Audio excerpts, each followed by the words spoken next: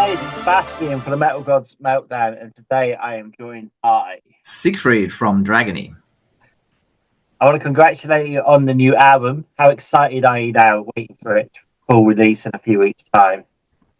Yeah, I'm super excited. Of course, like it's been a long time coming. The last album, Viribus Unitis, was out in early 2021, just in the middle of the pandemic. It was a tough time for us all, as we remember. It was tough also for bands because we couldn't really go on tour. We couldn't really promote it like we wanted to. So now that things are back to normal, and now with the next album coming out, we're really looking forward to taking this one on the road and promoting the hell out of this.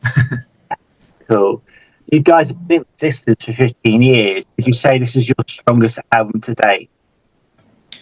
Yeah, I mean, I guess all the bands say this, that the new one is always the best one. But I think this, in our case, is actually true, because I think when you look at the albums from the start to today, you can always see some improvement from album to album, in the songwriting department, in the individual performances, and also production-wise. And I think this time, we have a lot of great songs on the album. It's a very diverse album, I would say, with a lot of like old school power metal from, the early 2000s, those kind of bands that I grew up with, but also the kind of modern sound is also there. Plus, mix and mastering was done by Jacob Hansen this time around. So he's one of the best engineers in the business today. I guess you can't really go wrong with him. And I think those are improvements on all fronts for sure. Okay. Can you then tell us the inspirations and ideas behind the recently released Dragon of the Sea? So this song, this is the second single from the album, Dragon of the Sea. This one, I mean, the whole album is a concept album, right? It's about the lost colony of Roanoke, the first colony, the first British colony on the North American continent. This song actually is about the first colony that was founded there on an expedition funded by Sir Walter Raleigh. And the thing that was unique about this is that the first colony is not the lost colony. The lost colony is the second one. The first one was actually rescued after they faced some food shortages and some struggles with the native population. And this first colony was rescued by none other than Sir Francis Drake, who was coming back from some of his own expeditions in the south. And so this kind of ties really well into the story, that actually you have two of the more prominent historical figures from the late 16th century integrated into this story as well, and it's actually historically accurate. So that's a pretty cool twist, I think. Brilliant. So Francis Drake, I wrote a piece on him at junior school, and he was such a fascinating character, and I'm so glad to see you with that. It's like really cool. That's great. That's awesome.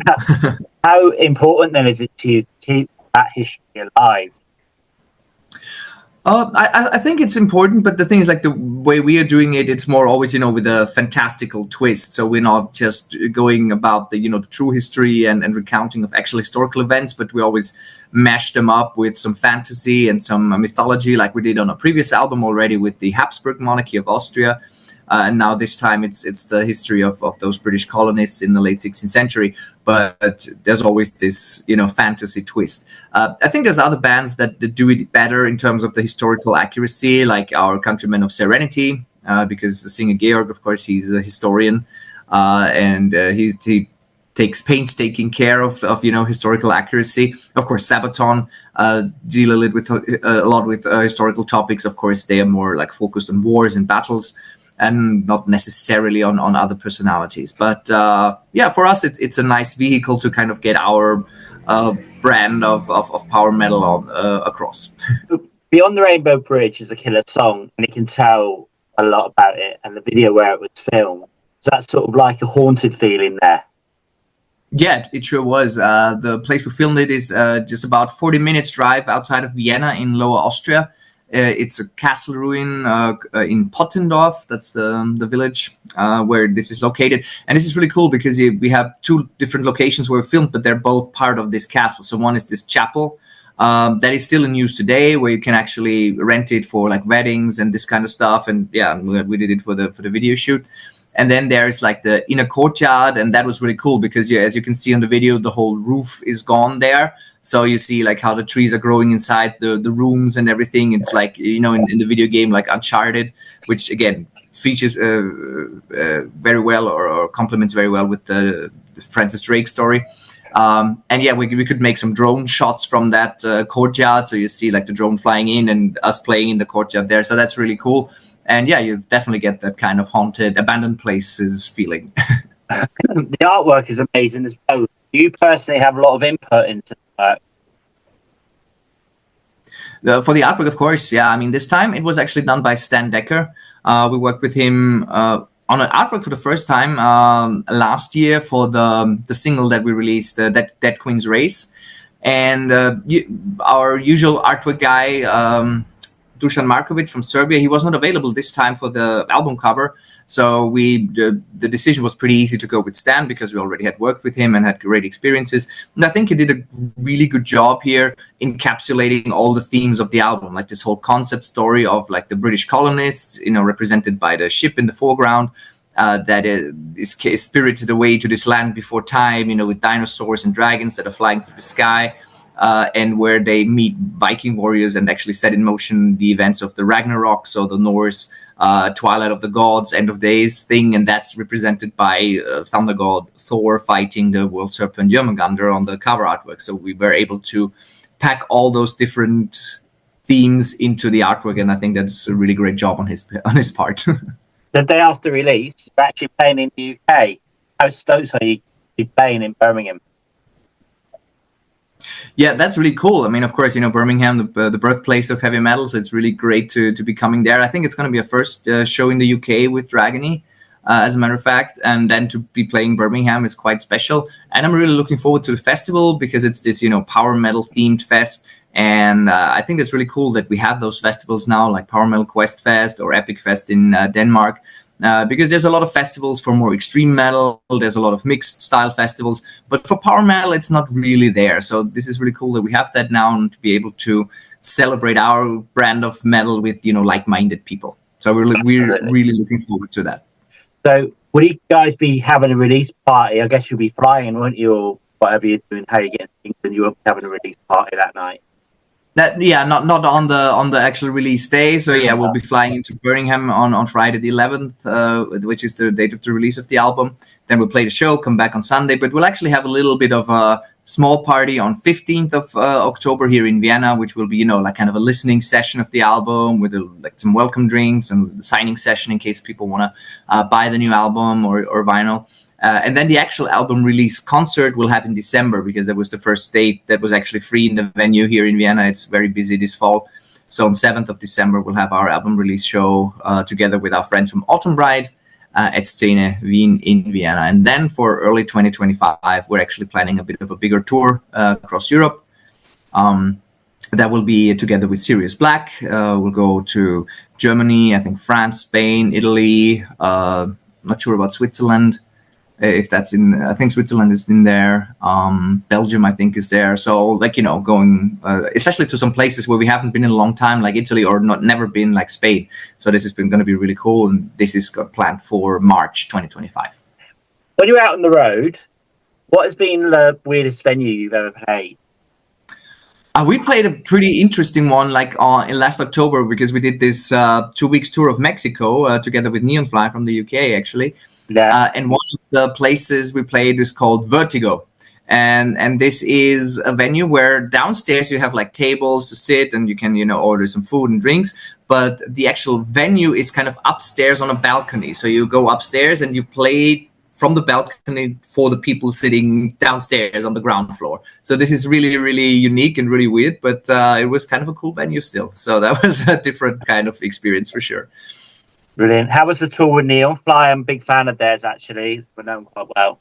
They're great guys. That was super chill. I mean, the guys are very relaxed and super fun. The tour went really well, I thought. It was very well organized. Of course, we were not really knowing what to expect as we were invited by the promoter. Yeah, do you want to come and do a 2 weeks tour of Mexico? And we're like, okay.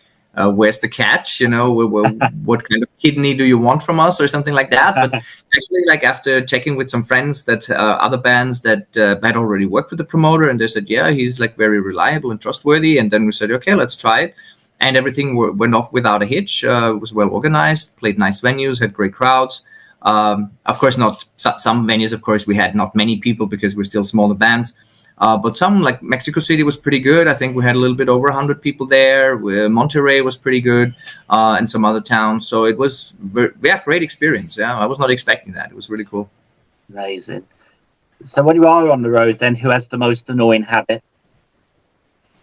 The most annoying habit is I probably have the most annoying habit because like touring for me is like a necessary evil kind of. I can do it for a little while, but you know I'm a single child, and at some point, like you know, being together with a lot of people all the time is kind of difficult for me. So then what I would usually do after that, you know, 4 or 5 shows on tour, I would probably, you know, book myself a day room or something like on a show day, and just to have my own shower and have my own room like for a couple of hours and not have any other people around me. I think that's probably, so I'm probably the most annoying from our guys. All right. So obviously you've got past history, Vision of Atlantis and things like that. Do you still keep up with how they're doing these days? Yeah, sure. I mean, they just started their big European tour actually this Thursday, with the first show of the tour being in Vienna. So I went there, checked the show out, checked the new production and set list out. Of course, we still share our bass player Herb. He's still in both bands, of course. So he will not be coming to the UK because they're on tour with Visions of Atlantis. So that's a bit unfortunate, but what can you do? But in general, yeah, like they're doing really good. They've been releasing some really good albums with the Pirates and Pirates 2. I think that catapulted them to the next level. And now their headline show is also very well produced, like super cool stage production and light show this time around, strong set list. And yeah, I think the pre-sales going really well. They had, I think, close to 500 people in Vienna, which is really good. And also Hungary was really well visited. So yeah, I think they're doing really well. Brilliant. You weren't asked to appear on stage with them then? No. I think they have like a very good running system right now, you know, with a lot of pre-production, and, you know, the whole show is planned and everybody knows their stuff. And then to come in, like, you know, for 1 or 2 songs as a guest, it kind of disturbs the whole setup. So that it's very, very difficult to do in that kind of environment. And really they're focusing a lot on the last records now, the Pirates and Pirates 2. So I don't think they even have any songs from like my era of the band in the set for this tour because it's so Pirates focused. So it wouldn't really have made sense in this case. Absolutely. So going back to the album, what would you say is your favorite song on the album today, and why? Yeah, it's always a tough pick. I think it changes on a daily basis. But I would say like my favorite is probably the title track, because it's one of those songs, of course, that I wrote in a large part, you know, from the chorus and intro and stuff like that. I wrote it together with our producer in the studio. It's this kind of epic long track that has a lot of influences from some of my favorite songwriters, being Jim Steinman for Meatloaf, and of course Tobias Sammet from Avantasia. You know, it has this kind of musical type of feeling. And I really like that. There's some cool guitar solos in there, epic choirs, epic orchestra. So this is the kind of song that I really love, yeah. Brilliant. So if there was a power metal song about yourself, like a made-up song, what would it be called? It would be called Dragon Slayer, obviously, because of my name, Siegfried, being the Dragon Slayer in German mythology. So obviously, we already have a song called Dragon Slayer. It's not about me. It's about the concept story of the first album. But yeah, if there would be one, that's a pretty easy one. Okay. What was the last song you listened to today? Today, I was not actually listening to any music yet. I was still at work. I didn't really have time. I think yesterday it was Virgin Steel's also Twilight of the Gods. We have a song of the same title on our new album, but it's not the same song. But I'm a huge fan of Virgin Steel, especially their albums, you know, in the 90s, The Marriage of Heaven and Hell 1 and 2, Invictus, House of Atreus. Some of my favorite albums of all time. And yeah, Virgin Steel is always very high on my playlist. All right, and so that sort of comes into the next question then. If you were locked in solitary confinement for a week, which 2 albums would you have with you? Yeah, I'd probably take the Marriage of Heaven and Hell 1 and 2, if that's it. If that counts as one, then probably I would take the second one. Oh, it's a tough choice. Probably maybe Painkiller from Judas Priest. I think that's the kind of definite heavy metal album that kind of summarizes everything that metal stands for, and yeah, seminal record. So yeah. Brilliant. So what about a cover of any song? Which one would it be and why? You do a cover. I've always I'm sticking with Virgin Steel actually, because I've been a huge fan of theirs. I always wanted to do a cover of theirs, maybe even with David DeFay as a guest singer. One of my favorites would be Crown of Glory from The Marriage of Heaven and Hell Part 2, I think it is. To do a cover of that would be really cool. One of my favorite songs for sure. Okay, I want to congratulate you again on the album. Can you then describe the new album in 4 words? Pirates, Dragons, Vikings, Ragnarok. Brilliant. All right, mate. Thanks so much for your time. Do you have any final words for your fans, our viewers, and listeners? Yeah, like I just really hope that you guys enjoy the new album as much as we do. We look forward to taking this one on the road. We're going to be playing a lot of the new songs because we think that it's really strong material, some of our best to date for sure. And yeah, see you guys on the road.